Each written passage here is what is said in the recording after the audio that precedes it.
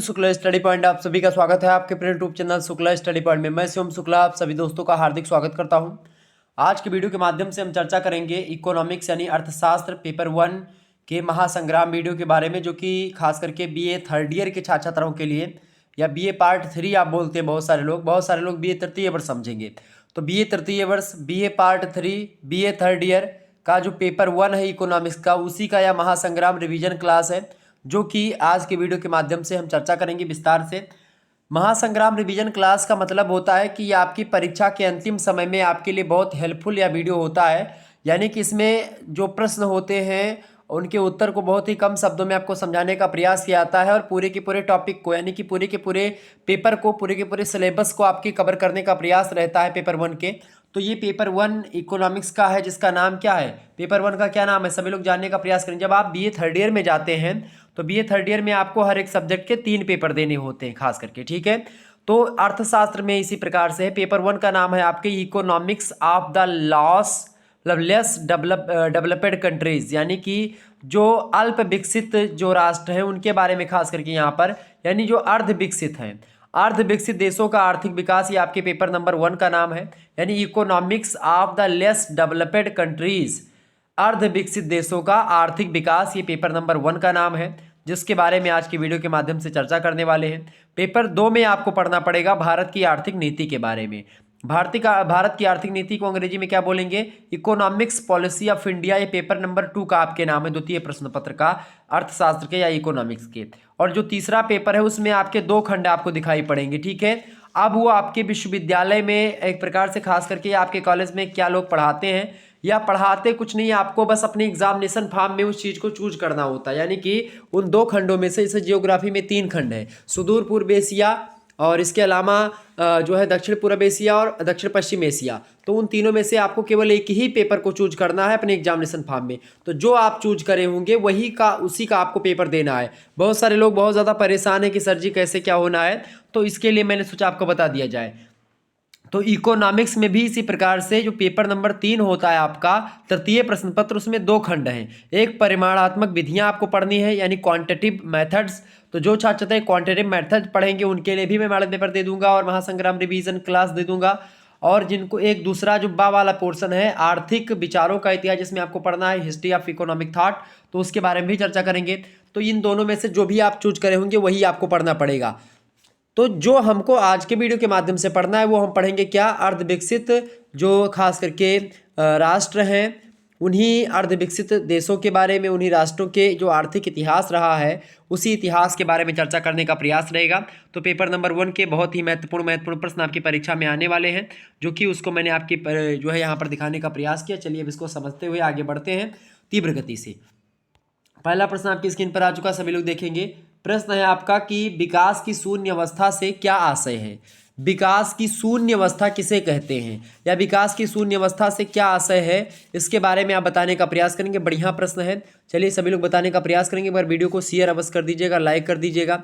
सभी लोग बताएं विकास की शून्य अवस्था से क्या आशय। देखिए, तो आर्थिक विकास तीव्र गति से निरंतर जारी रहने वाली एक जटिल प्रक्रिया होती है। वह जटिल प्रक्रिया होती है जिसके परिणाम स्वरूप किसी निश्चित समय में क्या होता है, किसी अर्थव्यवस्था को किसी राष्ट्रीय मतलब जो अर्थव्यवस्था होती है उस अर्थव्यवस्था को राष्ट्रीय आय में वृद्धि होती है।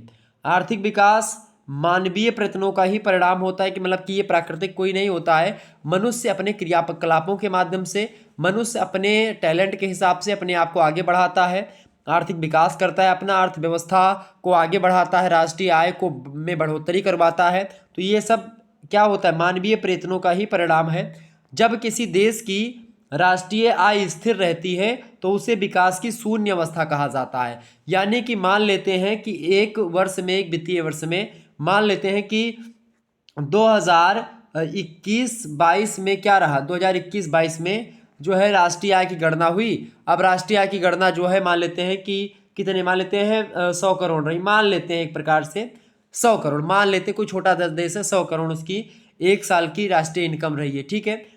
अब दूसरे साल की बात की 2022-23 की अगर गणना निकाल लें तो 2022-23 मतलब मान लेते 23 पूरा हो गया, तो 2022-23 की अगर निकालेंगे तो फिर अगर 100 करोड़ ही रह जाए, यानी कि 2021-22 में भी 100 करोड़ है और इसमें भी 100 करोड़ ही है, यानी कि कुछ मुनाफा नहीं हुआ है ना कुछ कमी आई है, तो उसको क्या कहते हैं, यानी कि जब किसी देश की जो राष्ट्रीय आय होती है, नेशनल इनकम होती है, वह नेशनल इनकम में ना तो घटोत्तरी ना ही बढ़ोतरी होती है, वह स्थिर रहती है, तो उसी अवस्था को, उसी समय को हम क्या कहते हैं, विकास की शून्य अवस्था। तो इस प्रकार से विकास कुछ नहीं हुआ, ये बात आप ध्यान रखेंगे, ठीक है।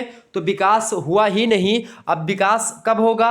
विकास तब दिखाई पड़ेगा जब किसी देश की राष्ट्रीय आय जो होगी वो क्या होगी, अस्थिर हो जाएगी और उसमें बढ़ोतरी दिखाई पड़ेगी, ठीक है। बढ़ोतरी मतलब कि 100 करोड़ पहले 2021-22 में कमाया था, मतलब कि राष्ट्रीय इनकम थी, अब मान लेते 200 करोड़ हो जाए, 150 करोड़ हो जाए 2022-23 में, तो वो हो गया आपकी बढ़ोतरी, वो हो गया विकास, ठीक है। तो विकास की शून्य अवस्था समझ में आ गई आपको। आगे बढ़ते हैं। दूसरा क्वेश्चन आपकी स्क्रीन पर आ चुका है, सभी लोग देखेंगे। वास्तविक राष्ट्रीय आय से क्या अभिप्राय है? वास्तविक मतलब जो रियल जो नेशनल इनकम होती है उसके बारे में आपसे प्रश्न पूछा जा रहा है। वास्तविक राष्ट्रीय आय किसे कहते हैं? तो आर्थिक विकास का संबंध वास्तविक राष्ट्रीय आय में वृद्धि से होता है। आर्थिक विकास तभी हम मानेंगे कि भाई हुआ है जब क्या होगा, रियल राष्ट्रीय इनकम या रियल नेशनल इनकम में वृद्धि होगी, बढ़ोतरी होगी, ठीक है। यानी वास्तविक राष्ट्रीय आय में क्या होगी, जब वृद्धि होगी तब हम उसको बोलेंगे कि भाई आर्थिक विकास हो रहा है। वास्तविक राष्ट्रीय आय में वृद्धि से आशय किसी राष्ट्र के द्वारा एक निश्चित समय में या एक निश्चित अवधि में उत्पादित समस्त वस्तुओं और सेवाओं के विशुद्ध मूल्य, विशुद्ध माने शुद्ध एकदम से मूल्य, जिसमें कोई प्रकार का वो नहीं है, एक प्रकार से कोई ह्रास वगैरह दर को घटा करके सारी चीजें एकदम से फिक्स करके, एकदम से मुख्य मुख्य चीजें, विशुद्ध मूल्य, ठीक है।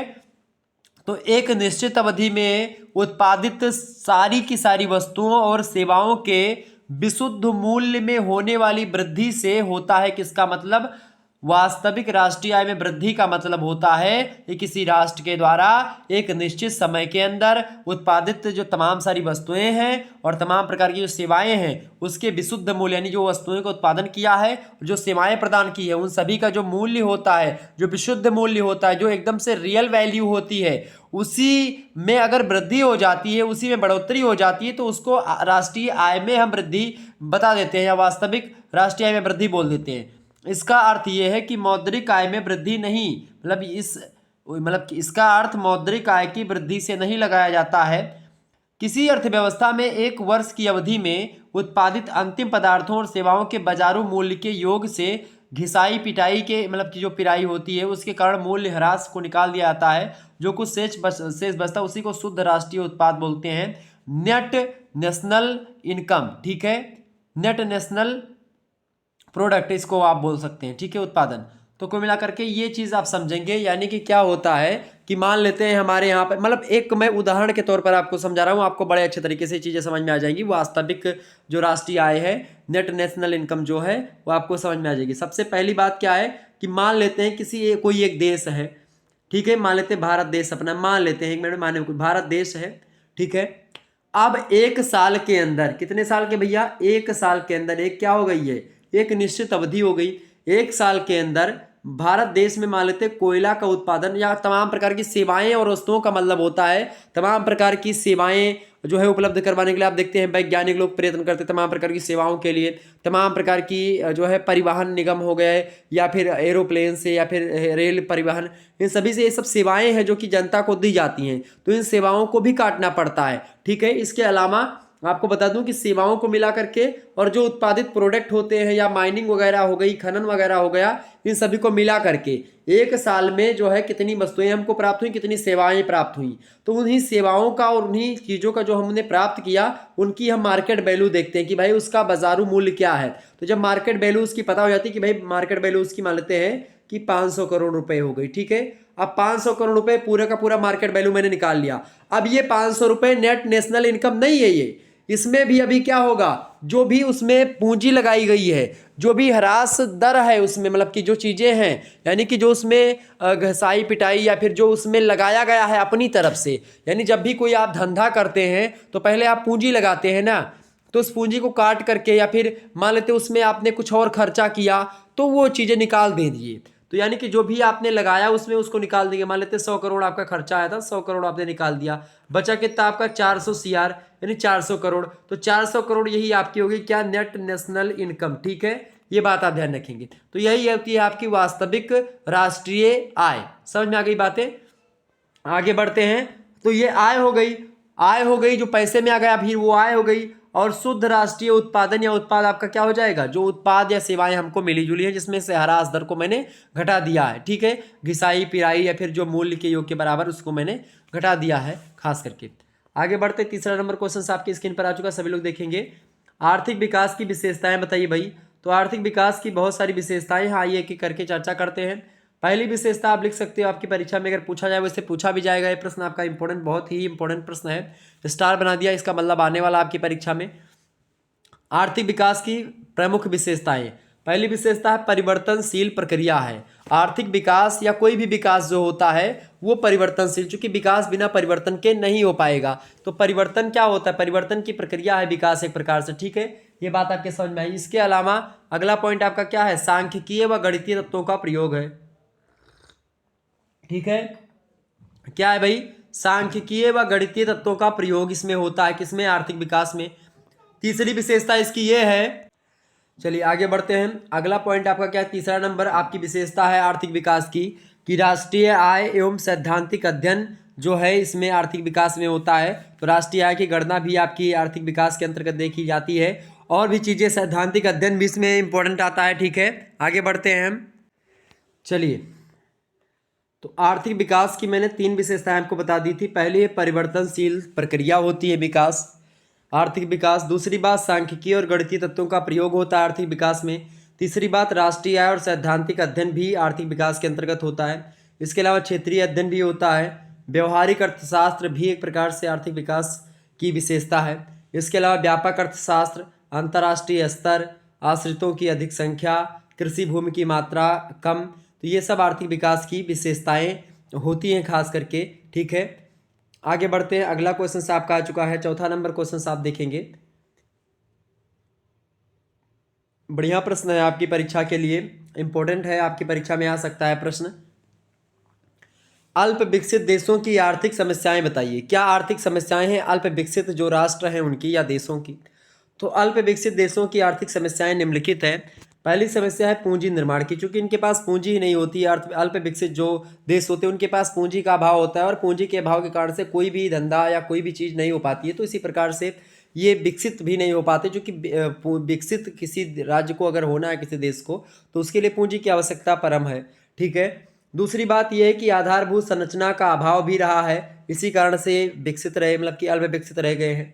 इसके अलावा तीसरी समस्या है बाजार की अपूर्णता है, चूंकि बाजार नहीं, अगर कोई चीज़ बन भी रहा है तो उसकी बिक्री सही तरीके से नहीं हो पा रही है। तो ये भी एक प्रकार से समस्या रही है खास करके अल्प विकसित देशों की। इसके अलावा चौथी समस्या ये है कि व्यापक बेरोजगारी की समस्याएं भी इस देश में बनी रहती हैं बरकरार।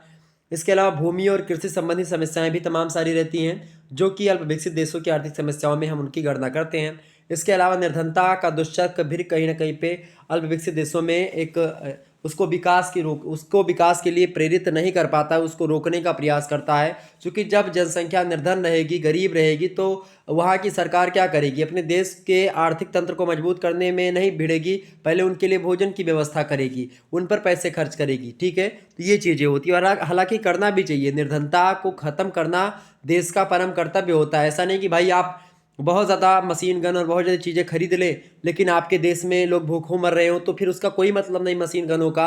भाई वैसे तो वैसे कोई मार देगा, वैसे कोई दिक्कत की बात नहीं, लेकिन भूखों मरने से अच्छा है कि आप भाई कोई किसी की गोली बंदूक से मर जाएंगे, तो वो चीज़ें हैं। तो कहीं ना कहीं पे आपको क्या देखना पड़ेगा कि जो अल्प विकसित देश है उनमें एक बेरोजगारी और एक निर्धनता, दो एक प्रकार से बहुत महत्वपूर्ण समस्याएं सामने आती हैं, और इसी कारण से देश उसके इसी चक्र से उबर नहीं पाते, जो निर्धनता का दुष्चक्र है इससे उबर नहीं पाते, और इसी कारण से अल्पविकसितता में समस्याएं खास करके गिनी जाती हैं।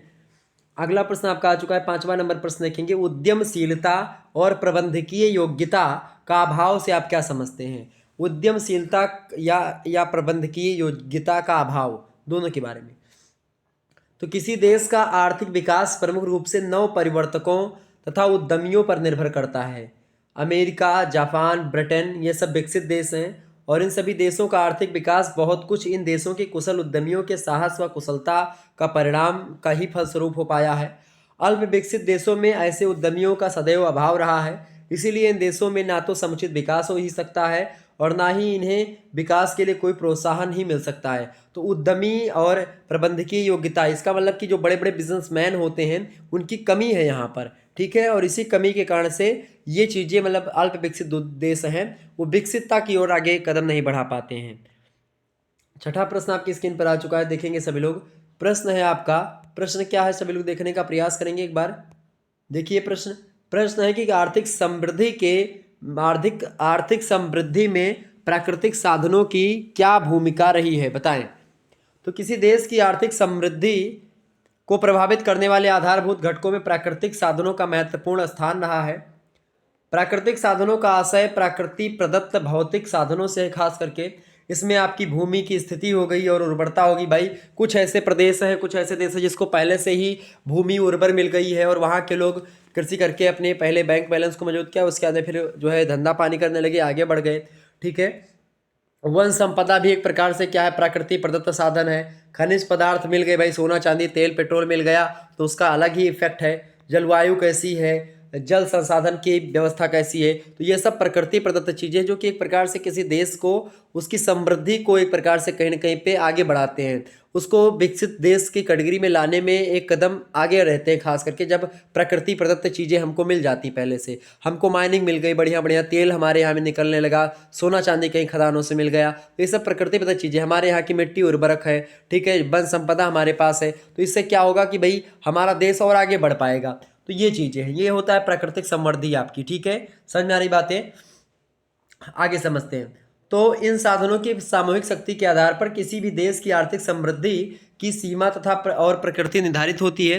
रिचर्ड टी गिल के अनुसार वो कहते हैं कि आर्थिक विकास की सीमित करने या प्रोत्साहित करने में प्राकृतिक साधनों का निर्णायक महत्व होता है, और बिल्कुल ये बात सत्य है। अगला प्रश्न आपका आ चुका, 7वां नंबर प्रश्न आप देखेंगे, शक्ति संसाधन से आप क्या समझते हैं। बढ़िया प्रश्न है, शक्ति संसाधन। तो आधुनिक युग में आर्थिक विकास के लिए शक्ति संसाधनों को मतलब शक्ति संसाधनों की जो भूमिका रही है या आवश्यकता रही है वो बहुत ही ज़्यादा महत्वपूर्ण रही है, और आवश्यकता हमेशा पड़ती रही आधुनिक युग में आर्थिक विकास के लिए शक्ति संसाधनों की। और किस क्षेत्र में आप देखते हैं कि जिस देश की शक्ति संसाधन सस्ते व पर्याप्त होते हैं वह देश निरंतर और तीव्रता से उन्नति करता रहता है। शक्ति संसाधन, इनके पास पावर है तो वहीं पर एक प्रकार से मनी रहेगी। आपको बता दूं कि हिंदू धर्म या सनातन धर्म की अगर बात करें तो वहाँ पर एक कॉन्सेप्ट बड़ा अच्छा आपको मिलेगा। दुनिया का कोई धर्म में आप देखते हो ऐसा कॉन्सेप्ट आपको नहीं दिखाई पड़ेगा। जैसे जो है देखें, लक्ष्मी माता के पास वो धन की एक प्रकार से मालकिन है, धन उन्हीं के पास है, धन की मालिक लक्ष्मी माता है, ठीक है। लेकिन वो किसके पैर दबाया करती है हमेशा, आप देखो विष्णु भगवान के पास क्या है, पावर है, शक्ति है, और शक्ति जहाँ पर होती वहीं पर मनी होती है, पैसा वहीं पर होता है, ठीक है। तो शक्ति पहले अपने आप में शक्ति लाना पड़ेगा। तो जिसके पास शक्ति है वो एक प्रकार से पावरफुल जो है, उसी के पास मनी है, वही विकसित है, ठीक है, ये बात ध्यान रखेंगे। तो यही बात, शक्ति संसाधन जिसके पास है वो देश विकसित है, वह निरंतर तीव्रता से उन्नति कर रहे हैं। इसका कारण यह है कि शक्ति की आवश्यकता सभी क्षेत्रों, जैसे कृषि में भी शक्ति की आवश्यकता पड़ती, पावर की, उद्योगों में, परिवहन में, सभी में शक्ति की ऊर्जा की आवश्यकता पड़ती है। इसके विपरीत जिस देश में शक्ति संसाधन अपर्याप्त है वह देश अन्य सुविधाओं के होते हुए भी मंथर गति मतलब बहुत धीमा गति से आगे बढ़ता है, और इसी कारण से प्रत्येक देश अपनी योजनाओं में शक्ति संसाधनों पर विशेष महत्व देते हैं, ठीक है, ये बात आप ध्यान रखेंगे। 8वां क्वेश्चन आपका आ चुका है, सभी लोग देखेंगे, लैटेराइट मिट्टी से क्या पैदा होता है और ये कहाँ पाई जाती है। तो लैटेराइट मिट्टी की बात की है तो यह मिट्टी चट्टानों से टूट करके मिट्टी में मिलने,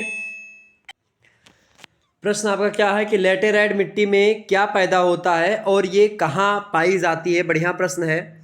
तो देखेंगे सभी लोग, भाई लैटेराइट मिट्टी की बात हुई है तो आइए चर्चा करते हैं लैटेराइट मिट्टी पर। लैटेराइट मिट्टी जो है चट्टानों से टूट फूट करके मिट्टी में मिल जाती है, और इसी प्रकार से चट्टानों से टूटे फूटे भाग से बनी मिट्टी को लैटेराइट मिट्टी कहते हैं। यह कम उपजाऊ होती है लैटेराइट मिट्टी, और इस मिट्टी में चाय और काफ़ी की खेती खास करके अधिक मात्रा में की जाती है। और इस तरह की मिट्टी जो होती खास करके असम राज्य में, उड़ीसा में, आंध्र प्रदेश, केरल, कर्नाटका, महाराष्ट्र और तमिलनाडु, इन सभी राज्यों में आपको लेटेराइट मिट्टी आपको दिखाई पड़ेंगी, मिलेंगी। कम उर्वर होती है चाय और कहवा यानी चाय और कॉफ़ी की खेती आपको यहाँ पर ज़्यादा मात्रा में देखने को मिलेगी। ठीक है, क्योंकि चट्टानों से टूट टूट करके जो मिट्टी में मिलती है चीज़ें, चट्टानें, छोटे छोटे टुकड़े, उसी से ये मिट्टियों का निर्माण होता है। 9वां नंबर क्वेश्चन आप देखेंगे सभी लोग, भारत के प्रमुख खनिज संसाधन कौन कौन से हैं। तो भारत के प्रमुख खनिज संसाधन की बात अगर की जाए तो जैसे अभ्रक हो गया, सबसे ज़्यादा भारत में ही, पूरे संसार में सबसे ज़्यादा अभ्रक उत्पादन करने वाला जो देश है अपना भारत ही है। दूसरे नंबर पर आपका लौह अयस्क हो गया, मैग्नीज हो गया, कोयला है, लिग्नाइट है, तांबा, बॉक्साइट, जिप्सम, सोना, पेट्रोलियम, ये सब एक प्रकार से प्रमुख खनिज संसाधन है जो कि भारत में पाए जाते हैं। इसके अलावा जस्ता और सीसा, चूना पत्थर यानी लाइमस्टोन, अणु शक्ति खनिज, ये सब भारत में पाए जाते हैं। ठीक है, और इन सभी का दोहन को लेकर के अभी तक उतनी ज़्यादा मात्रा में कार्यभार नहीं हो पाया, लेकिन फिर भी हो रहा है बहुत अच्छे तरीके से। आगे बहुत कुछ जो है आगे हुआ है, खास करके पिछले कुछ दशकों में। आगे बढ़ते हैं, अगला क्वेश्चन आपका आ चुका है, भारत में कोयला उत्पादन क्षेत्र बताइए। तो भारत में कोयला उत्पादन के लिए मुख्य क्षेत्र जो है बिहार और पश्चिम बंगाल राज्य रहे हैं, और खास करके अधिकांश कोयले का उत्पादन जो है वो बिहार और पश्चिम बंगाल से ही होता है। और इन राज्यों के अतिरिक्त आंध्र प्रदेश, मध्य प्रदेश, उड़ीसा और महाराष्ट्र में भी कोयले का उत्पादन किया जाता है। वैसे तो भारत के संपूर्ण कोयला उत्पादन क्षेत्र को दो भागों में बांट सकते हैं, एक तो गोंडवाना क्षेत्र और एक टर्सरी क्षेत्र। ठीक है, इन्हीं दोनों क्षेत्रों से हमको कोयला प्राप्त होता है। इसके अलावा झरिया कोयला क्षेत्र को कई भागों में हम बांटते हैं, खास करके भारतीय संदर्भ में चर्चा करते रहेंगे इन चीज़ों पर, मॉडल पेपर में चर्चा करेंगे। तो कोयला क्षेत्रों में दो राज्य, पश्चिम बंगाल और बिहार। ठीक है, बहुत ही इंपॉर्टेंट है कोयला उत्पादन के लिए।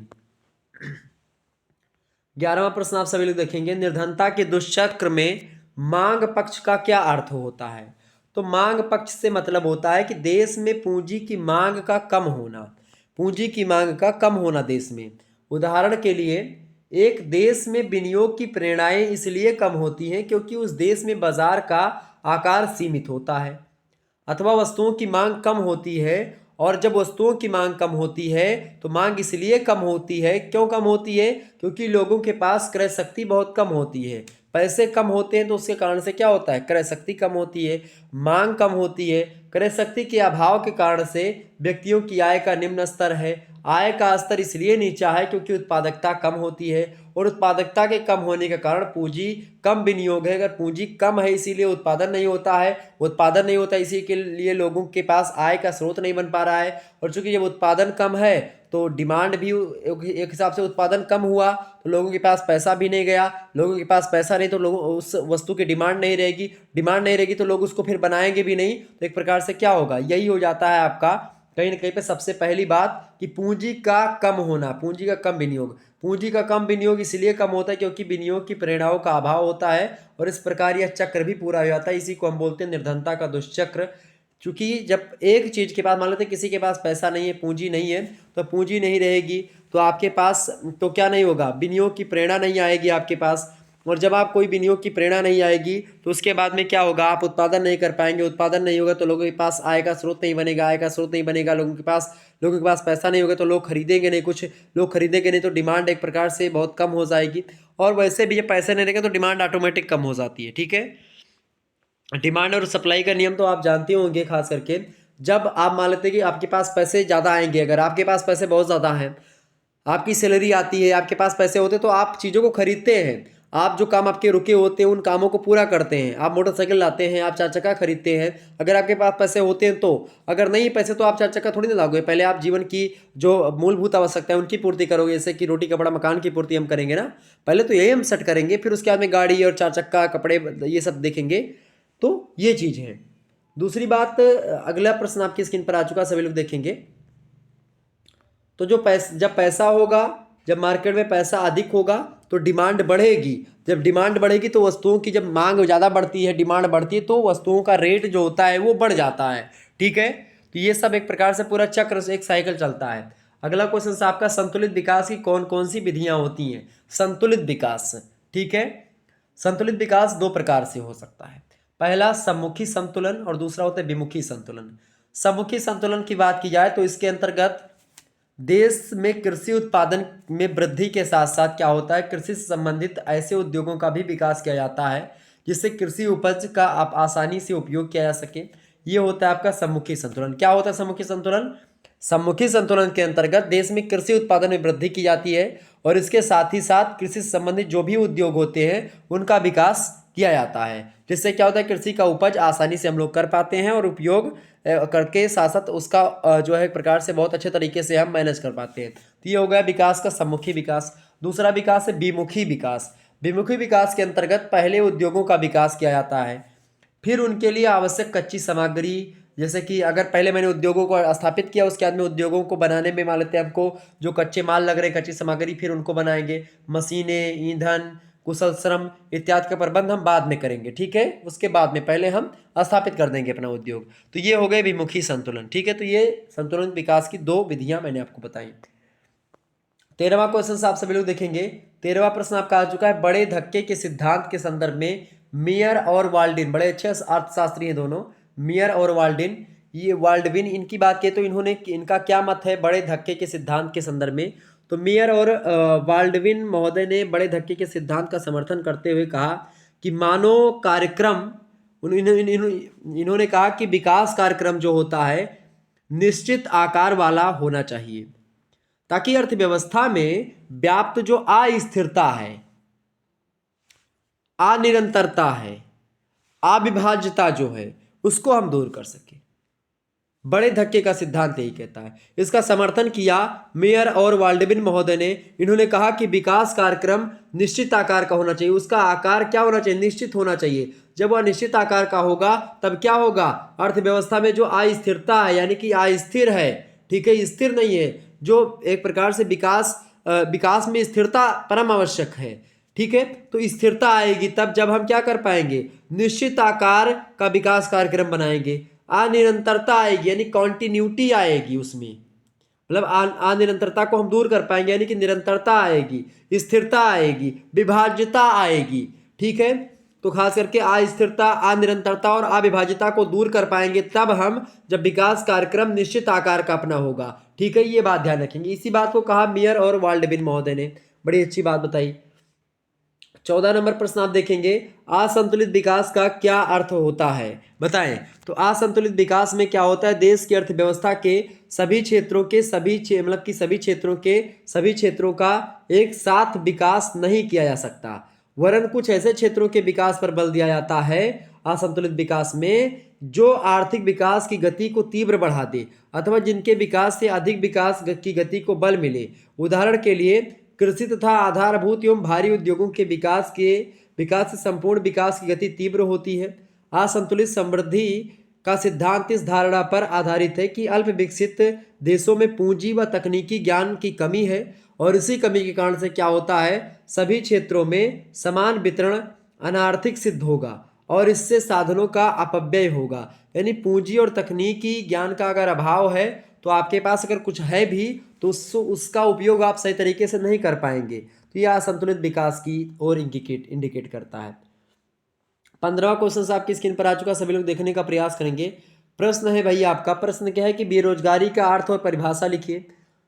अर्थशास्त्र में सामान्यतः उस व्यक्ति को बेरोजगार हम कहते हैं जिसको अपने जीवन निर्वाह के लिए कोई काम नहीं मिला हो या कोई काम नहीं मिलता हो ताकि वो अपना जीवन निर्वाह कर सके, तो उस व्यक्ति को हम बेरोजगार कहेंगे। मतलब कि बेकारी की समस्या का अध्ययन करने से हमारा संबंध देश की उस श्रम शक्ति से होता है जो शारीरिक रूप से समर्थ है काम करने के लिए या वह शारीरिक रूप से श्रम कर सकती है या कर सकता है तथा काम करने का इच्छुक भी है, किंतु जिसे कोई आर्थिक कार्य नहीं मिल पाता है। अगर वो काम करना चाहता है कोई व्यक्ति फिर भी वो काम नहीं पा रहा है तो इस स्थिति को हम क्या बोलते हैं? बेरोजगारी की स्थिति बोलते हैं। कि भाई व्यक्ति काम करना चाह रहा है, व्यक्ति नौकरी चाह रहा है लेकिन उसको नौकरी नहीं मिल पा रही है। जैसे आजकल की इंडिया की स्थिति आप देख ही पा रहे होंगे। तो जनसंख्या चूंकि ज़्यादा है, इसमें क्या हो रहा है भाई, जनसंख्या भी ज़्यादा है, लोग बहुत ज़्यादा है, कितनी सरकारी नौकरियाँ निकाल दी जाएँ। तो इससे क्या होता है कि भाई इससे यही क्या होता है कि भाई लोग बहुत ज़्यादा इच्छुक हैं भारत में काम करने के लिए, सरकारी नौकरी के लिए, लेकिन नौकरियां नहीं हैं। तो कहीं ना कहीं पे ये हो गई आपकी बेरोजगारी की स्थिति। पीगू महोदय इसी बेरोजगारी की स्थिति को परिभाषित करते हुए, पीगू बड़े अच्छे अर्थशास्त्री हैं, हल्के मत लीजिएगा ये पीगू महोदय को, बहुत जबरदस्त विचारधारा ये देते हैं। तो पीगू महोदय कहते हैं कि एक व्यक्ति को तभी बेरोजगार कह सकते हैं हम जब एक तो उसके पास कोई कार्य नहीं होता है, या तो अगर उस व्यक्ति के पास कोई कार्य ना हो तो फिर वो बेरोजगार है, या फिर दूसरे वह कार्य करना चाहता है फिर भी उसके लिए कार्य मुहैया नहीं हो पा रहा है, तो उस स्थिति को बेरोजगारी की स्थिति कहेंगे। ये पीगू महोदय ने कहा। इसके तुरंत बाद लीग ऑफ नेशंस की परिभाषा आई बेरोजगारी को लेकर के। कहा गया कि एक बेकार व्यक्ति वह होता है जो कि मजदूरी के लिए कार्य की तलाश में होता है और अपनी क्षमता और योग्यता के अनुसार कार्य पाने में असफल हो जाता है। वो समोसा बना लेता है, लेकिन उसके मतलब समोसा बनाने का कोई उसके पास आधार नहीं मिल पा रहा है, कोई दुकान पे उसको समोसा बनाने के नहीं रख पा रहा है, या उसके पास पूंजी भी नहीं है कि वो समोसे की दुकान खुद खोल सके, तो वो व्यक्ति क्या है? वो व्यक्ति एक प्रकार से बेरोजगार है। यानी वो जानता है पंचर बनाना, लेकिन फिर भी वो पंचर बनाने के लिए एक प्रकार से उसके पास कुछ चीज़ें नहीं है। या फिर मान लेते हैं वो कलेक्टर बनने की योग्य है, लेकिन कलेक्टर का पद नहीं खाली है, और उसके पास क्षमता है कलेक्टर की, लेकिन कलेक्टर का पद नहीं है खाली, तो वो बेरोजगार हो गया। इसी प्रकार से बहुत बड़े बड़े स्तर तक की बात मैं कर सकता हूं, लेकिन यहां पर आपको समझना ये पड़ेगा कि एक बेकार व्यक्ति या बेरोजगार व्यक्ति वही होता है जो जिसके पास कुशलता है, योग्यता है, टैलेंट है, फिर भी वो अपने टैलेंट को एक प्रकार से नौकरी में तब्दील नहीं कर पाता है। ऐसी स्थिति को हम बेरोजगारी की स्थिति कहते हैं। 16वां प्रश्न देखेंगे। बेरोजगारी से बहुत इंपॉर्टेंट प्रश्न है, आपकी परीक्षा में तो एकदम से आएगा, और इस संदर्भ में तो इस समय भारत की स्थिति आपको पता ही होगी, तो इस संदर्भ में तो आएगा ही आएगा। बेरोजगारी से लगभग 2 प्रश्न तो तय हैं एकदम से आपकी परीक्षा में आने के लिए। अब प्रश्न आपका, बेरोजगारी को नियंत्रित करने के लिए सुझाव दीजिए। देश में बेरोजगारी की समस्या को नियंत्रित करने के लिए निम्नलिखित सुझाव दिए जा सकते हैं। कैसे हम बेरोजगारी की समस्या को नियंत्रित कर सकते हैं भाई? पहली बात तो जनसंख्या वृद्धि पर नियंत्रण करें। मैंने शुरुआत में बताया कि भाई भारत की जनसंख्या ज़्यादा है, इसीलिए बेरोजगारी यहाँ पर ज़्यादा है, तो जनसंख्या पर हमको नियंत्रण करना पड़ेगा, सबसे पहली बात। दूसरी बात, हमको क्या करना चाहिए? कृषि में सहायक धंधों का विकास किया जाए। कृषि के साथ साथ कुछ सहायक धंधे हों जिसके कारण से लोग उसी में व्यस्त रहें, तो व्यक्ति कुछ ना कुछ काम करता रहेगा, तो बेरोजगार नहीं हो, कुछ कमाएगा, कुछ खाएगा, इससे उसका जीवन यापन होता रहेगा, तो वो बेरोजगार नहीं कहा जाएगा। बेरोजगारी की दर में कमी आएगी। जब बेरोजगारी की दर में कमी आएगी तो क्या होगा भाई? रोजगार की दर में वृद्धि होगी। रोजगार की दर में वृद्धि होगी, इसका मतलब जीडीपी में वृद्धि हो रही है। ठीक है। तीसरा काम हम यह कर सकते हैं, गाँव में रोजगार उन्मुख नियोजन की आवश्यकता है। गाँव में एक प्रकार से रोजगार नहीं, गाँव में केवल क्या रोजगार है? या तो भाई खेती करेगा आदमी, या तो अगर ब्राह्मण है तो कहीं पर कथा वथा बाँचेगा, अगर ठाकुर है तो भाई वो किसी के यहाँ मजदूरी तो ठाकुर लोग करते नहीं हैं, न ब्राह्मण लोग करते हैं, तो एक प्रकार से मान लेते कोई निम्न जाति का है तो वो एक प्रकार से क्या करेगा? काम कर लेगा, तो वो भी एक प्रकार से क्या करेगा? क्या वही काम करेगा बेचारा, दिन भर जा करके एकदम से ईंटा गाड़ा दो या किसी के यहाँ पर कुदाल गोड़ो, तो ये कोई काम एक प्रकार से वैसे है नहीं, बहुत मेहनत पर करनी पड़ती, तो फिर 300-200 रुपये उसको मिलते हैं बेचारे को। तो आप सोचो क्या होगा? तो लोग बेरोजगार होंगे तो क्या होगा भाई? लोग शहरों में इसलिए तो भागते हैं, गांव के अधिकांश लोग शहरों में ही भाग जाते हैं, क्योंकि शहरों में क्या है? रोजगार के साधन ज़्यादा हैं। अब कोई मान लेते हैं लोग, अब यही फिर भी वही जातिगत भेद की बात करते हैं कि भाई तुम्हारा काम ये है, तुम ये नहीं कर सकते, तुम ये। सारे व्यक्तियों को सारे काम के लिए स्वतंत्रता प्राप्त है संविधान की तरफ से, और बिल्कुल ये बहुत ज़बरदस्त चीज़ है कि सभी व्यक्ति को अवसर की समानता दी गई है। हर व्यक्ति अपने टैलेंट और अपने बल का प्रयोग करते हुए, अपनी योग्यता का परिचय देते हुए अपने आप में मतलब अपने टैलेंट के हिसाब से अपने कार्य को कर सके। लेकिन क्या है कि गाँव में क्या है, वो साधन नहीं उपलब्ध है। गांव में बहुत सारे टैलेंट पड़े हुए हैं, लेकिन फिर भी गांव में क्या काम है? केवल ईंटा गारा दे सकते हो, या छपरा छाओ जा करके कहीं इधर उधर, या तो कहीं यहाँ जाकर गोबर काढ़ो, या फिर और क्या काम बचता है आपका? कुदार गोड़ो, ईंटा गारा दो, बस यही सब काम है गाँव में, और ज़्यादा कुछ काम वाम है नहीं। या तो भैंस गोरू पालो और वही सेवा करो, दूध दही बेचो, डेयरी खोलो, यह सब है, बाकी और कुछ है? और कोई नहीं काम है गाँव में। तो खास करके गाँव में रोजगार के लिए कुछ व्यवस्था करनी चाहिए सरकार को, ताकि गांव वाले लोग भी उसमें अपने जो बेरोजगार व्यक्ति हैं, टैलेंट है उनके पास, उनको मुहैया हो सके रोजगार। ठीक है। चौथी बात है, लघु और कुटीर उद्योगों को प्रोत्साहन फिर से दिया जाए। चूंकि लघु उद्योग और कुटीर उद्योग होते थे, गांव के लोग बढ़िया तरीके से अपना जीवन यापन कर लेते थे। लेकिन आज क्या कि केवल भाई गांव के लोग खेती करना, मतलब कि खेती केवल कर सकते हैं, गाय भैंस पाल सकते हैं, तो भाई कितने खेत, अब खेत भी तो नहीं बच रहे हैं, अब लगातार खेतों में घर बन रहे हैं, सब बांट बांट करके अलग हो रही हैं, तो खेत भी लोगों के पास नहीं, तो कहाँ पर जाएंगे लोग, क्या करेंगे? तो बेरोजगारी बढ़ती है। पांचवी बात, प्राकृतिक मतलब साधनों का विस्तृत सर्वेक्षण किया जाए, उसको खोजा जाए कि भाई प्राकृतिक संसाधन और कहाँ कहाँ पर है, उनके लिए विस्तार से उसकी जांच की जाए, उसको एक प्रकार से और उसको एक प्रकार से अच्छा बनाया जाए, क्वालिटी उसकी बढ़ाई जाए। छठी चीज़ है शिक्षा प्रणाली में सुधार किया जाए। सातवीं चीज़ है कि रोजगार जो है विनिमयालय जो होता है उसका विस्तार किया जाए। इसके अलावा उद्योगों में उत्पादन क्षमता का पूर्ण प्रयोग किया जाए। श्रम प्रधान तकनीकी पर बल दिया जाए। रोजगार के आधार पर आर्थिक सहायता भी दी जाए लोगों को। तो ये सब अगर किया जाएगा तो बेरोजगारी को हम नियंत्रित कर सकेंगे। तो ये इसके एक प्रकार से बेरोजगारी के नियंत्रण के उपाय थे। 17वां क्वेश्चन आप देखेंगे, विदेशी व्यापार के महत्व को समझाइए। बढ़िया प्रश्न है। तो किसी भी देश के आर्थिक विकास में विदेशी व्यापार की भूमिका अत्यंत महत्वपूर्ण होती है। अल्प विकसित देशों में विदेशी व्यापार विकास की लालसा उत्पन्न करता है, ज्ञान तथा अनुभव देता है जो विकास को संभव बनाते हैं तथा इसे पूरा करने के साधन प्रदान करते हैं, उसी को विदेशी व्यापार कहते हैं। विदेशी व्यापार का बड़ा महत्व होता है। अगला प्रश्न आपका आ चुका है 18वां नंबर प्रश्न आप देखेंगे, व्यापार की शर्तें क्या हैं इसको बताएं।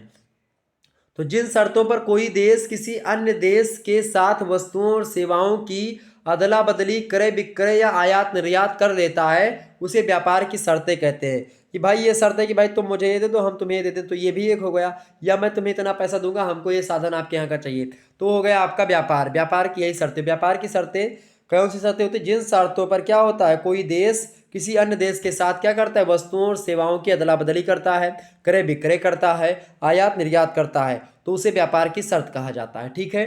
व्यापार की शर्तें किसी देश के निर्यातों के बदले आयातों की क्षमता के रूप में व्यक्त की जाती हैं। जब किसी देश में आयात माने क्या होता है? खरीदना, निर्यात माने बेचना। तो जब किसी देश में आयातों के मूल्य में वृद्धि की तुलना में निर्यातों के मूल्यों में कमी आ जाती है तो व्यापार की शर्तें प्रतिकूल हो जाती हैं। इसके विपरीत आयातों के मूल्यों की अपेक्षा निर्यातों के मूल्य में वृद्धि हो जाती तो व्यापार की शर्तें मतलब व्यापार शर्तों को अनुकूल माना जाता है। यानी कि आप समझो इसको थोड़ा सा। कहा क्या गया कि जब किसी देश में आयातों के मूल्य में वृद्धि, आयात के मूल्य में वृद्धि क्या होती है कि आप खरीद रहे हो, महंगा खरीद रहे हो। आयात के मूल्य में क्या है? वृद्धि है। आप कोई चीज महंगी खरीद रहे हो। और निर्यात यानी कि आप बेच रहे हो सस्ती, खरीद रहे हो महंगा कोई वस्तु और बेच रहे हो सस्ती में कोई वस्तु, दूसरी वस्तु। तो क्या है? ये आपके व्यापार की शर्त आपके प्रतिकूल है। व्यापार की शर्त ठीक नहीं है, आपके लिए वो हानि देगी आपको। ठीक है। दूसरी बात ये है, वही बात है कि भाई अगर आप कम में कोनो चीज खरीद रहे हो, अगर ज़्यादा में बेच रहे हो, कम में खरीद रहे हो, ज़्यादा में बेच रहे हो, तो आपका फायदा अनुकूल है व्यापार की शर्त। लेकिन अगर आप ज़्यादा में खरीद कर रहे हो, कम में बेच रहे हो किसी वस्तु को, आप गेहूं एक प्रकार सस्ते में खरीद रहे हो और चावल को आप महंगे में बेच रहे हो किसी देश को, तो ये तो आपके अनुकूल है भाई, आपका फायदा हो रहा है। लेकिन अगर यहीं पर क्या हो कि आप गेहूँ जो है 20 रुपये में खरीद रहे हो और चावल मतलब कि गेहूँ की मार्केट वैल्यू आपकी 15 रुपये है, लेकिन कोई देश आपको गेहूं देने के लिए मना कर दे रहा है, तो आप मजबूरी में 20 रुपये में गेहूं खरीद रहे हो। लेकिन आप जो है अपना चावल मार्केट वैल्यू उसकी 30 रुपये है चावल की, लेकिन आप क्या कर रहे हो, उसको 20 रुपये में बेच रहे हो। तो क्या है, चूंकि 10 रुपये आप घाटे में बेच रहे हो, तो ये क्या है, एक प्रकार से आपके लिए प्रतिकूल चीजें हैं। समझ में आ रही बातें? आगे बढ़ते हैं। 19 नंबर क्वेश्चन आप देखेंगे, व्यापार सूचकांक शर्तें क्या होती हैं। तो यह सूचकांक जो व्यापार शर्त का सूचकांक होता है, इसकी शर्तों की अगर बात की जाए तो यह सूचकांक निर्यातों की एक इकाई के उत्पादन करने की अनुपयोगिता में होने वाले परिवर्तन का माप करता है, उसको मापता है। सूचकांक जो होता है ये व्यापार सूचकांक। इसके साथ ही साथ यह सूचकांक उन परिवर्तनों को भी मानता है जो आयातों के द्वारा प्रदत्त सापेक्ष संस्तुतियों में और निर्यात उत्पादन के कारण परिपक्व घरेलू वस्तुओं में होते हैं। खास करके इस प्रकार सूचकांक आयातों की सापेक्ष उपयोगिता के साथ साथ निर्यातों से होने वाली अनुपयोगिता की माप करता है। यानी जो व्यापार सूचकांक शर्त है, इसका मतलब यह है कि आयात की सापेक्ष उपयोगिता के साथ साथ निर्यात, यानी कितनी उपयोगिता है उसके साथ साथ आयात की जाए, जितनी उपयोगिता उतना ही खरीदा जाए। निर्यातों से होने वाली अनुपयोगिता, निर्यात के एक प्रकार से क्या है कि आपके हिसाब से चीजें नहीं बिक रही, तो ये चीजें होती, तो इसी इन सभी की माप करता है वो, ये सूचकांक। अगला प्रश्न आपका है 20 नंबर, विदेशी पूंजी का अर्थ स्पष्ट करें। तो विदेशी पूंजी से अभिप्राय उस पूंजी से होता है जो पूंजी विदेशी सरकार के द्वारा किसी उद्योग में लगाई जाती है। इन उद्योगों में यह पूंजी विदेशी सरकार, संस्था या समुदाय द्वारा विदेशी मशीनों, विदेशी मुद्रा तथा विदेशी तकनीकी ज्ञान के रूप में निवेश की जा सकती है। या पूंजी हिस्सा बांटने वाले मतलब बांटने, विदेशी सहयोग या फिर विदेशी मुद्रा के ऋण आदि के रूप में हो सकती है। यानी विदेशी पूंजी क्या होती है? ये ऐसी पूंजी होती है जो विदेश मतलब जो पूंजी विदेश सरकार के द्वारा किसी उद्योग में लगाई जाती है, उसको बोलते हैं खास करके विदेशी पूंजी। 21 नंबर प्रश्न आप देखिए, विदेशी पूंजी से एक प्रश्न आपका एग्जाम में हमेशा आता है। अगला प्रश्न, विदेशी पूंजी के प्रकार बताइए। विदेशी पूंजी मुख्य रूप से 3 प्रकार की आपकी होती है। कौन कौन सी भाई? विदेशी पूंजी आपकी 3 प्रकार की होती है। पहली पूंजी आपकी प्रत्यक्ष विदेशी विनियोग, ठीक है। दूसरा है एक सरकार से दूसरी सरकार को ऋण दिया जाए, वो भी एक पूंजी हो गया। दूसरी बात, अंतर्राष्ट्रीय संस्थाओं के द्वारा ऋण अगर दिया जाता तो ये भी विदेशी पूंजी ही है। तो प्रत्यक्ष विदेशी विनियोग, अगर कोई देश एक प्रकार से किसी देश की सहायता करता है, एक सरकार दूसरी सरकार को कर्जा देती है, या फिर अंतर्राष्ट्रीय संस्थाएं होती हैं वो कर्जा देती किसी देशों को, तो वो विदेशी पूंजी होती है। ठीक है, आगे बढ़ते हैं। 22 नंबर क्वेश्चन आप देखेंगे। 22 नंबर प्रश्न, विदेशी पूंजी की आवश्यकता किन कारणों से होती है बताएं।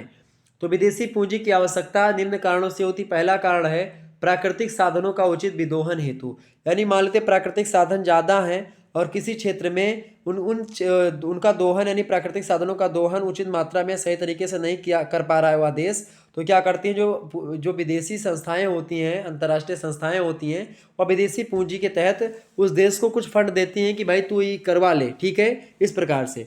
दूसरी बात, दूसरा कारण ये कि आधारभूत उद्योगों की स्थापना करने के लिए विदेशों से पूंजी लोगों को मिलती है। इसके अलावा विदेशी तकनीकी ज्ञान का लाभ भी मिलता है, ये भी इसका एक प्रकार से कारण है। विदेशी तकनीकी ज्ञान का लाभ, विदेशी पूंजी की आवश्यकता जो है खास करके इस कारण से भी रही है। इसके अलावा आवश्यक वस्तुओं की पूर्ति के लिए भी विदेशी पूंजी एक प्रकार से आवश्यक वस्तुओं की पूर्ति के कारण विदेशी पूंजी की आवश्यकता होती है। इसके अलावा बचतों और विनियोग को प्रोत्साहन, आर्थिक नियोजन, बेरोजगारी में कमी भी आती है इससे, व्यावसायिक जोखिम में कमी, भुगतान असंतुलन में सहायता, मुद्रास्फीति की कम संभावना, ये सब विदेशी पूंजी की आवश्यकता के निम्न कारण है।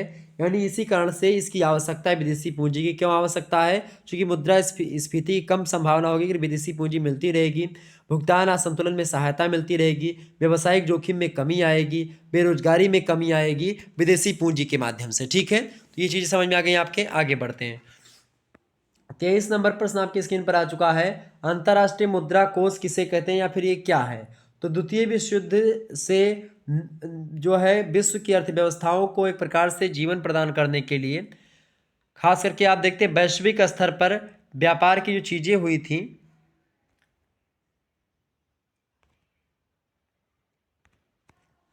वैश्विक स्तर पर व्यापार तथा विकास को बढ़ावा देने के लिए एक बहुपक्षीय भुगतान प्रणाली के विकास हेतु ब्रेडन वुड्स सम्मेलन में अंतर्राष्ट्रीय मुद्रा कोष की स्थापना का निर्णय लिया गया था। इसका एक प्रमुख उद्देश्य ये था कि अंतर्राष्ट्रीय जो तरलता है, जो रुपये पैसे की एक प्रकार से जो लिक्विडिटी है, तरलता है, उसकी समस्या को बहुपक्षीय समाधान प्रस्तुत करना। यानी रुपये पैसे की समस्या जो आती है उसको एक प्रकार से मदद देने के लिए जो है बनाया गया था। कौन सा? विश्व मतलब अंतर्राष्ट्रीय मुद्रा कोष। 24 नंबर क्वेश्चन से आप देखेंगे, प्रश्न आ चुका है, विश्व बैंक से क्या अर्थ है? विश्व बैंक क्या है? इंपॉर्टेंट प्रश्न है आपकी परीक्षा में, यहाँ से प्रश्न आना एकदम से तय है। विश्व बैंक से क्या अर्थ है? तो ब्रेटन वुड्स सम्मेलन हुआ था 1944 में, 1944 में। उसमें लिए गए निर्णय के अनुसार अंतर्राष्ट्रीय पुनर्निर्माण और विकास बैंक की स्थापना 1945 में की गई थी और इस बैंक ने 1946 में कार्य करना प्रारंभ कर दिया था। विश्व बैंक ने, चूंकि इस बैंक की सदस्यता विश्व के सभी देशों के लिए खुली थी, इसलिए इसी को विश्व बैंक कहा जाने लगा। किंतु अंतर्राष्ट्रीय वित्त निगम, अंतर्राष्ट्रीय विकास संघ, बहुपक्षीय निवेश गारंटी अधिकरण तथा निवेश विवादों के समाधान का अंतर्राष्ट्रीय केंद्र जैसी सहयोगी संस्थाओं के अस्तित्व में आ जाने के बाद में निम्नलिखित संस्थाओं को मिला करके एक समूह को विश्व बैंक कहा जाता रहा है। तो इन सभी चीज़ों को यानी अंतर्राष्ट्रीय वित्त निगम, अंतर्राष्ट्रीय विकास संघ, बहुपक्षीय निवेश गारंटी अधिकरण, निवेश विवादों के समाधान का अंतर्राष्ट्रीय केंद्र, इन सभी संस्थाओं को मिला करके बना है विश्व बैंक आपका। ठीक है, पहले तो ऐसे बना था।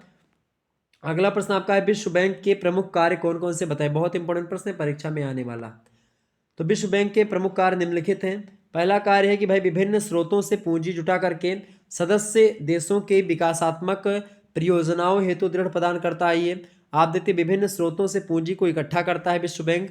और उसके बाद में जो सदस्य देश होते हैं यानी कि जो विश्व बैंक से जुड़े हुए हैं, अगर उनमें गरीबी है या वो किन्हीं कारणों के बस में वह देश आगे नहीं बढ़ पा रहा है तो उनके लिए रुपए पैसे की व्यवस्था करवाने का काम जो है विश्व बैंक करता है। विश्व बैंक कर्जा देता है। अगला पॉइंट आपका है मदद भी देता है। अगला पॉइंट है आपका दिए जाने वाले ऋणों पर ब्याज का जो दर होता है इस प्रकार की रखना कि विकासशील और पिछड़े देशों पर इसका प्रतिकूल प्रभाव ना पड़े, इसीलिए विश्व बैंक एक प्रकार से ये भी इसकी विशेषता रही है। इसके अलावा कार्य भी रहा है। अगला प्रश्न आपका है तीसरा नंबर, तीसरा कार्य है विश्व बैंक का कि विभिन्न स्रोतों से वित्तीय संसाधनों को जुटाना, विभिन्न स्रोतों से वित्तीय संसाधन जो उनको इकट्ठा करना, उनको जुटाना, ये भी विश्व बैंक का ही कार्य है। चौथा कार्य है निधियों का निर्माण करना, जो निधि होती खास करके रुपए पैसों को इकट्ठा रखने की चीज़ें, उन निधियों का निर्माण करना। इसके अलावा निजी ऋणों पर गारंटी प्रदान करना, ये भी एक प्रकार से विश्व बैंक के कार्य होते हैं। आगे बढ़ते हैं 26 नंबर क्वेश्चन से आप देखेंगे सभी लोग। प्रश्न है आपका कि दक्षिण दक्षिण सहयोग क्या है। मोस्ट इम्पोर्टेंट प्रश्न है आपकी परीक्षा में आने वाला। दक्षिण दक्षिण सहयोग की बात की है तो विकास क्रम में उत्तरी गोलार्ध के विकसित देश जैसे कि संयुक्त राज्य अमेरिका, कनाडा, यूरोपीय संघ, इन सभी की तुलना में जो दक्षिणी देश थे वो पिछड़ रहे थे। तो पिछड़ रहे दक्षिणी गोलार्ध में विकासशील और अल्प विकसित देशों द्वारा आपस में आर्थिक सहयोग की पहल को दक्षिण दक्षिण सहयोग नाम दिया गया है। वस्तुतः यह ज्ञान प्रौद्योगिकी तकनीकी पूंजी आर्थिक संसाधनों को साझा करने की विकासशील और अल्प विकसित देशों की एक पहल है जो धीरे धीरे विकास के पथ पर अग्रसर हो रही है। दक्षिण दक्षिण सहयोग को बढ़ावा देने के लिए संयुक्त राष्ट्र संघ में एक इकाई भी स्थापित हो गई है।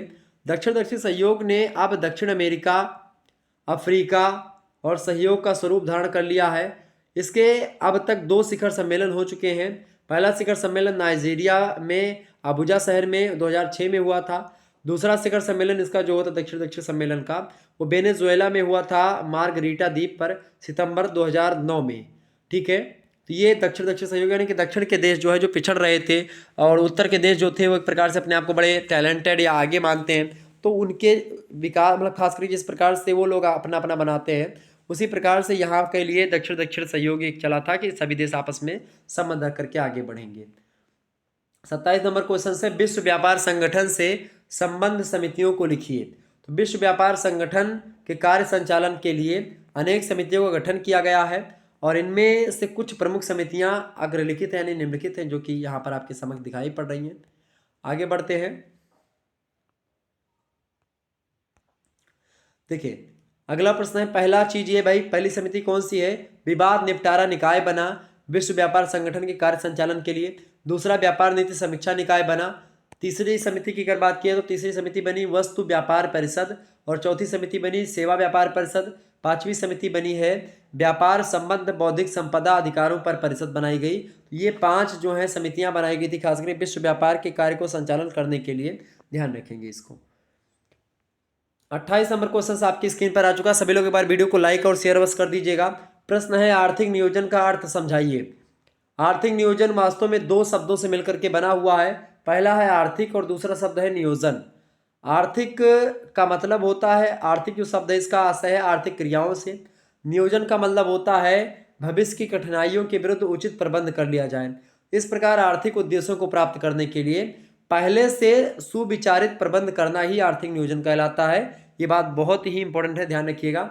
आपकी परीक्षा के लिए बहुत इंपॉर्टेंट प्रश्न है आर्थिक नियोजन से। प्रश्न हमेशा पूछा जाता है। आर्थिक नियोजन की परिभाषा दीजिए। तो हेयक महोदय ने बड़ी अच्छी परिभाषा दी है आर्थिक नियोजन की। कहते हैं कि आर्थिक नियोजन से अभिप्राय केंद्रीय सत्ता के द्वारा उत्पादन या उत्पादक क्रियाओं के निर्देशन से होता है, उसी को आर्थिक नियोजन कहते हैं। आर्थिक नियोजन का से क्या मतलब होता है, केंद्रीय सत्ता के द्वारा उत्पादक क्रियाओं का निर्देशन जो दिया जाता है यही होता है आपका क्या, आर्थिक नियोजन।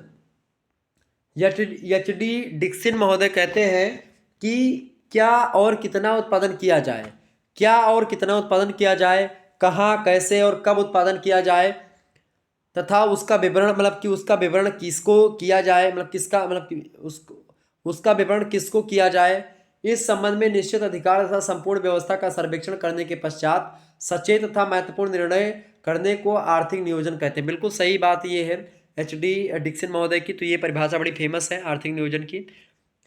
30 नंबर क्वेश्चन आपकी स्क्रीन पर आ चुका है। नियोजन के सामाजिक उद्देश्य कौन कौन से बताए सभी लोग, फटाफट से बताने का प्रयास करेंगे।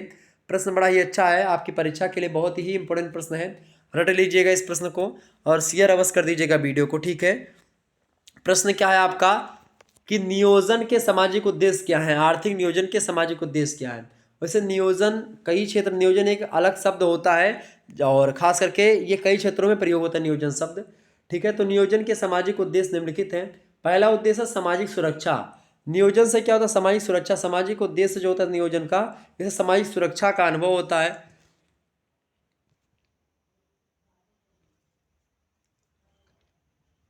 इसके अलावा समाज की स्थापना भी होती है। सामाजिक उद्देश्य इसका यही है नियोजन का। तीसरा सामाजिक उद्देश्य इसका है सामाजिक मतलब कि नियोजन का तीसरा सामाजिक उद्देश्य वो कौन सा है, उच्च जीवन स्तर होता है। चौथी बात यह है कि हानिकारक पदार्थों पर नियंत्रण होता है, सामाजिक उद्देश्य इसका नियोजन का है। और पांचवा जो उद्देश्य है इसका, वो नैतिक स्तर में वृद्धि करना उद्देश्य है, ठीक है, नियोजन का। तो ये सब सामाजिक उद्देश्य है उसके। अगला प्रश्न आपका आ चुका है 31 नंबर क्वेश्चन आप देखेंगे। योजना आयोग के संगठन से क्या अभिप्राय है, बताएं सभी लोग। तो देश का प्रधानमंत्री योजना आयोग का पदेन अध्यक्ष होता है, ठीक है। योजना आयोग के एक अध्यक्ष, एक उपाध्यक्ष और कुछ प्रमुख मंत्रालयों के मंत्री इसके सदस्य होते हैं। इसके अतिरिक्त कुछ पूर्वकालीन सदस्य भी इसके सदस्य होते हैं। सदस्यों की संख्या घटती बढ़ती रहती है योजना आयोग में, जिसका निर्धारण केंद्र सरकार करती है, ठीक है। अगला क्वेश्चन आपका है 32 नंबर। प्रश्न है कि आर्थिक नियोजन की भावी चुनौतियां क्या क्या हैं, इसको बताएं। तो भारतीय योजना के संस्थापक रहे पंडित जवाहरलाल नेहरू। इनके शब्द महत्वपूर्ण हैं जो कि उन्होंने कांग्रेस के 57वें अधिवेशन 1951 में दिया था। उन्होंने कहा था कि हम कोई भी योजना बनावें पर इसकी सफलता की कसौटी यह है कि वे किसी सीमा तक हमारे उन करोड़ों लोगों को राहत पहुंचाती हैं, उनके कल्याण और प्रगति में सहायक होती हैं जिन्हें बस जीने भर का सहारा मिला हुआ है। ये आर्थिक नियोजन की चुनौतियों के संदर्भ में पंडित जवाहरलाल नेहरू का कथन है। क्या कथन है कि हम कोई भी योजना बना लें पर इसकी जो सफलता की कसौटी है वह यह है कि वह जो चीज़ें मैंने आपको, वो योजना जो हमने बनाई है वो किस सीमा तक हमारे उन करोड़ों लोगों को राहत पहुंचाती हैं, उनके कल्याण और प्रगति में सहायक होती हैं, या जिन्हें बस जीने भर का सहारा मिला हुआ है। तो ये उन्होंने बताया। 33 नंबर क्वेश्चन आप देखेंगे। योजना मॉडल किसे कहते हैं। योजना अथवा आयोजन मॉडल ऐसे मॉडल को कहते हैं जो अल्प विकसित अर्थव्यवस्थाओं में आर्थिक विकास के लिए योजनाओं से संबंधित निर्मित किए गए हैं। एक मॉडल आर्थिक चरों के बीच संबंधों को व्यक्त करता है जो सरलीकृत मान्यताओं के समूह के भूत की घटनाओं की व्याख्या तथा भविष्यवाणी भी करता है। दूसरे शब्दों में एक मॉडल में समीकरणों की श्रृंखलाएं सम्मिलित होती हैं जिसमें क्या होता है कि प्रत्येक निश्चित चरों के संबंध में संबंध व्यक्त करती है, और इस अर्थ में एक योजना मॉडल गणितीय समीकरणों की श्रृंखलाएं होती हैं। ये समीकरण आर्थिक विकास के लिए एक योजना का निर्माण करने में सहायक होते हैं, भविष्यवाणी करने में सक्षम होते हैं और भी चीजें हैं। 34 नंबर क्वेश्चन आप सभी लोग देखेंगे। प्रश्न आपका आ चुका, बढ़िया प्रश्न है परीक्षा के दृष्टि से। प्रश्न 34 नंबर की योजना मॉडल से क्या लाभ होते हैं उसको बताएं। तो योजना मॉडल के निम्नलिखित लाभ हैं। पहला लाभ योजना मॉडल का ये है कि योजनाओं के लक्ष्यों की जो है इष्टतमता अथवा संगति की जांच करने के लिए एक ढांचा प्रस्तुत करता है योजना मॉडल, कि किस प्रकार से हमको इसकी जांच करना है। दूसरी बात यह है कि ये लक्ष्यों की प्रतिष्ठित करने के लिए एक ढांचा प्रस्तुत करता है। तीसरा इसका लाभ ये है योजना मॉडल का कि ये परियोजनाओं के चुनाव और मूल्यांकन के लिए ढांचा प्रस्तुत करते हैं योजना मॉडल। इसके अलावा योजना मॉडल अर्थव्यवस्था की संचालन की पूरी जानकारी प्रदान करता है।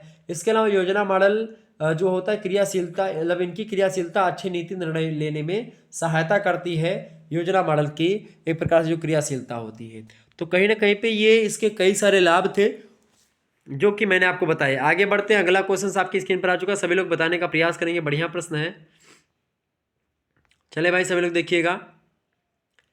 35 नंबर प्रश्न आ चुका है। 35 नंबर प्रश्न आपका है कि भुगतान संतुलन की प्रमुख मदें क्या हैं, बताएं। प्रमुख मदें क्या है। तो भुगतान संतुलन की गणना करते समय एक वर्ष की अवधि के अंदर किसी देश की कुल देनदारियों को सम्मिलित किया जाता है भुगतान संतुलन के अंतर्गत। भुगतान संतुलन की प्रमुख मदें निम्नलिखित हैं या निम्न प्रकार से हैं।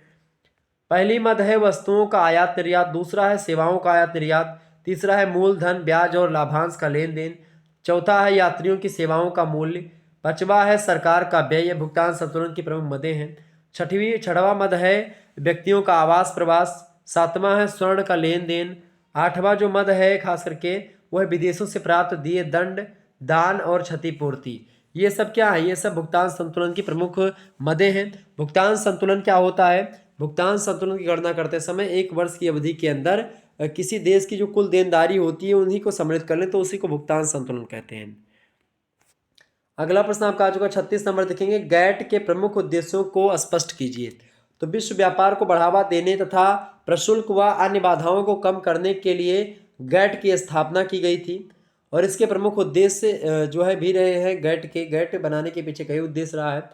पहला उद्देश्य यह है गैट का कि विश्व के संसाधनों का विकास करना और उनका पूर्ण रूप से प्रयोग करना, ये गैट का उद्देश्य रहा। दूसरा उद्देश्य ये रहा कि पूर्ण रोजगार की दशा में अर्थव्यवस्था को प्रवृत्त करना तथा वास्तविक आय एवं प्रभावी मांग के परिणाम में वृद्धि करना। ये भी एक प्रकार से क्या रहा है? ये गैट के प्रमुख उद्देश्य रहे हैं।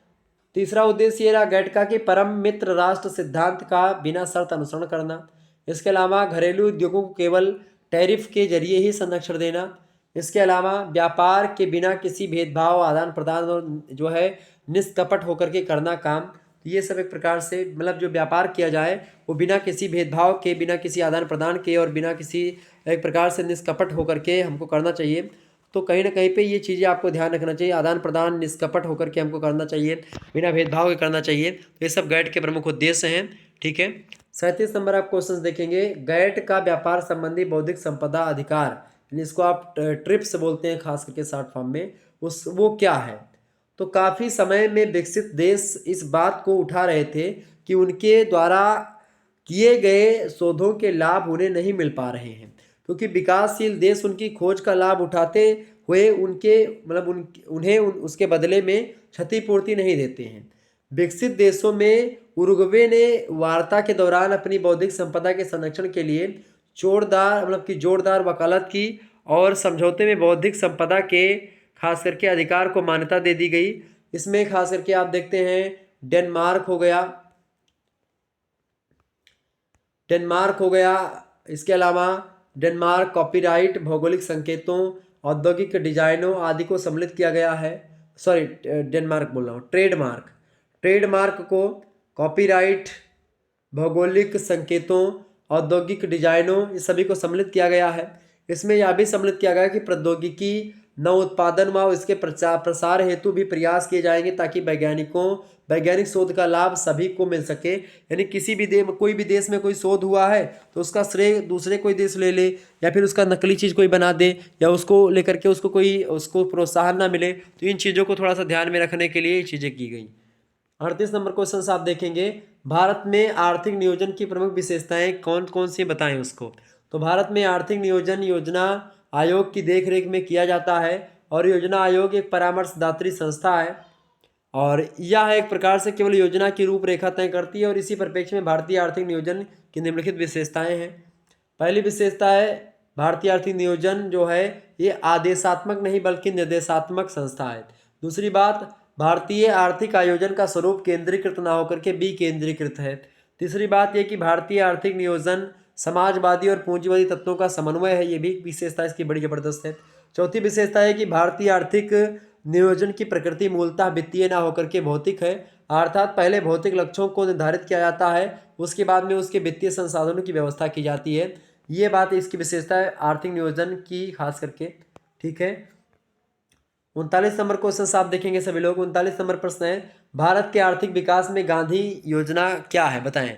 तो भारत के लिए आर्थिक विकास की योजना श्रीमन नारायण अग्रवाल द्वारा बनाई गई जो कि गांधी योजना के नाम से जानी जाती है। इसमें एक आत्मावलंबी ग्रामीण अर्थव्यवस्था की स्थापना का परामर्श दिया गया था। गांधी योजना में ग्रामीण अर्थव्यवस्था के सुधार द्वारा 10 वर्षों में प्रति व्यक्ति आय को 2 गुना करने का प्रस्ताव रखा गया है। ये बात ध्यान रखेंगे। आगे बढ़ते हैं, अगला क्वेश्चन आपका आ चुका है 40 नंबर प्रश्न आप देखेंगे सभी लोग। बढ़िया प्रश्न है। 40 नंबर प्रश्न है कि स्वतंत्रता के पूर्व भारत सरकार के द्वारा प्रस्तुत बॉम्बे योजना से आप क्या समझते हैं। देश के 8 उद्योगपतियों के द्वारा भारत के लिए आर्थिक विकास की योजना यानी बॉम्बे प्लान प्रस्तुत की गई, जिसमें राज्य की भूमिका को पूंजीवादी ढांचे के साथ स्वीकार कर लिया गया। बॉम्बे योजना ने प्रारंभिक समय 3 से 5 वर्ष को छोड़कर के 15 वर्ष के अंतर्गत निम्नलिखित लक्ष्य निर्धारित किए। प्रति व्यक्ति आय को दोगुनी करना, इसके अलावा दी गई जनसंख्या वृद्धि की दर पर राष्ट्रीय आय को द्विगुना करना, औद्योगिक उत्पादन को 5 गुना करना, शक्ति और पूंजीवाद वस्तुओं के उत्पादन के लिए उद्योगों का निर्माण करना, और इन सब के लिए 10,000 करोड़ रुपए की आवश्यकता थी, जिसे संभव माना गया। ठीक है, तो ये सब एक प्रकार स्वतंत्रता के पूर्व भारत सरकार के द्वारा ये बॉम्बे योजना में ये चीज़ें बताई गई थी, जो कि मैंने आपको बताई। तो एक प्रकार से ये इतने प्रश्न थे जो कि आपकी परीक्षा के लिए बहुत महत्वपूर्ण थे। ठीक है, बाकी जब सेकंड पेपर आपका आएगा उसमें भी मैं इसी प्रकार से कुछ महत्वपूर्ण प्रश्नों पर चर्चा करूंगा, और बाकी एक एक मॉडल पेपर मैं सभी का दे दूंगा। वैसे 2022 का मॉडल पेपर पड़ा हुआ है, आप उसको जरूर देख लीजिएगा, आपकी परीक्षा के लिए महत्वपूर्ण है। ठीक है, पेपर 2 का नाम क्या है आपके भाई? द्वितीय प्रश्न पत्र का नाम है भारत की आर्थिक नीति। तो इकोनॉमिक्स पॉलिसी ऑफ इंडिया, इसको पढ़ेंगे सेकंड पेपर में। थर्ड पेपर में 2 पार्ट है आपके, तो आप अपने एग्जामिनेशन फॉर्म में देखिएगा आप में क्या पढ़ना है आपको। एक में एक पहले भाग का नाम है परिमाणात्मक विधियां यानी कि क्वांटिटेटिव मेथड्स। जिनको क्वांटिटेटिव मेथड्स पढ़ना है उसके बारे में भी मैं बता दूंगा, और जिनको आर्थिक विचारों का इतिहास यानी हिस्ट्री ऑफ इकोनॉमिक थॉट पढ़ना है उनके बारे में बता दूंगा। तो दूसरे पेपर में मतलब तीसरे पेपर में 2 भाग हैं, एक ही भाग आपको चूज करना था, तो जो भी आपका होगा वही आपको पढ़ना है, दोनों नहीं पढ़ना है। ठीक है, तो इस प्रकार से 3 पेपर आपको कुल मिला करके देने होंगे इकोनॉमिक्स से BA थर्ड ईयर में। चलिए फिर मिलते हैं हम नेक्स्ट वीडियो में, तब तक के लिए जय हिंद जय भारत। आप सभी का बहुत बहुत धन्यवाद हमारे साथ जुड़ने के लिए। इसी प्रकार से अपना प्यार हमेशा बनाए रखिएगा। बहुत बहुत धन्यवाद आप सभी का, बहुत बहुत धन्यवाद। ठीक है, तो ये तमाम प्रकार के प्रश्नों को आपने देखा, विस्तार से समझा। इस वीडियो को 2 से 3 बार देख लेंगे, आपका डाउट जो भी बचा होगा वो और क्लियर हो जाएगा। और इसी प्रकार से मॉडल पेपर भी एक एक दे दूंगा मैं आपको, तो इससे और चीज़ें क्लियर हो जाएंगी। कैसे प्रश्न आएंगे, उनके उत्तर को आपको कैसे लिखना है उसको भी मैं बताने का प्रयास करूँगा। ये तो क्वेश्चन आंसर की श्रृंखला थी जो कि आपने देखा। ठीक है, चलिए फिर मिलते हैं हम नेक्स्ट वीडियो में। आप सभी का बहुत बहुत धन्यवाद हमारे से जुड़ने के लिए। इसी प्रकार से आपको बता दूँ सोशियोलॉजी, पॉलिटिकल साइंस, ठीक है, एंशिएंट हिस्ट्री, मेडिवल हिस्ट्री का जल्दी आ जाएगा आपके समक्ष। ठीक है, कल मेडिवल हिस्ट्री का आपका हो जाएगा। ठीक है, आज इकोनॉमिक्स का हो गया, कल आपका मेडिवल हिस्ट्री का हो जाएगा। तो आप सभी लोग तैयार हो जाइए। इसके अलावा BA थर्ड ईयर क्लासेस मतलब जियोग्राफी की भी हो चुकी है, होम साइंस की भी मैंने दे दी है। इसी प्रकार से जो भी पेपर नंबर 2 की है बची हुई उनको पेपर 2 का करवाऊंगा जल्दी, इसके बाद में पेपर 3 का करवा दूंगा। इसी होली से पहले पहले आप बहुत चीज़ें जान पाएंगे, मतलब कि आप पढ़ लीजिए तीव्र गति से। आपकी यानी मार्च में आप अपनी तैयारी विधिवत तरीके से कर लीजिए। इन सभी वीडियोज़ की प्लेलिस्ट में मैं बना दूंगा जल्दी से, ताकि आप लोग एक ही स्थान पर तमाम सारे वीडियो को देख पाएँ। धन्यवाद, मिलते हैं नेक्स्ट वीडियो में। बहुत बहुत धन्यवाद आप सभी का। तो मैं एक बात बता दूं कि पेपर 1 पेपर 2 इन सभी के प्लेलिस्ट में एक ही प्लेलिस्ट बनाऊंगा। ऐसे इकोनॉमिक्स का पेपर 1 है तो पेपर 1 की प्लेलिस्ट और पेपर 2 की, पेपर 3 की, सभी की प्लेलिस्ट एक ही वीडियो मतलब कि एक ही प्लेलिस्ट में मैं सेट कर दूंगा। ठीक है, उसी में से आप देख लीजिएगा सारी चीज़ें। ठीक है, तो फिर मिलते हैं नेक्स्ट वीडियो में। आप सभी का बहुत बहुत धन्यवाद। वीडियो को लाइक और शेयर अवश्य कर दीजिएगा भाई, बहुत मेहनत लगती है, तो आप लोग लाइक और शेयर कर दीजिए।